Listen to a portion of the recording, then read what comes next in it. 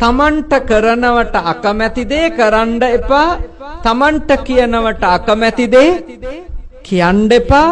තමන් ගැන හිතනවට අකමැති විදියට තමන් අනුන් ගැන හිතන්න එපා.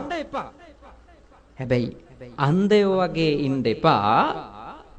මම එහෙම කරන්නේ නැති නිසා මටත් එහෙම කරන එකක් නැත කියලා. එහෙම අන්ධයෝ වෙන්න එපා. මොකද මේ රහතන් වහන්සේලා ඉන්න සමාජයක් නෙමෙයි.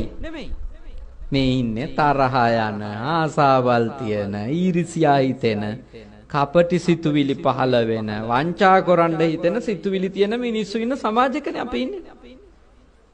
එතකොට මම අනේකාට නොකරන අයහපත් හැමදේම මට අනේකාද නොකරයි කියලා නිගමනයක ඉන්න එපා. ඒක ටිකක් දුෂ්ප්‍රඥකමක් නේ. අනුවන සිතුවිල්ල. ඒ වෙනුවට බුද්ධ ධර්මයට අනුව මම යෝජනා කරනවා ඔබට කරනවට අකමැති ඒවා විතරක් ඔබ කරන්න එපා.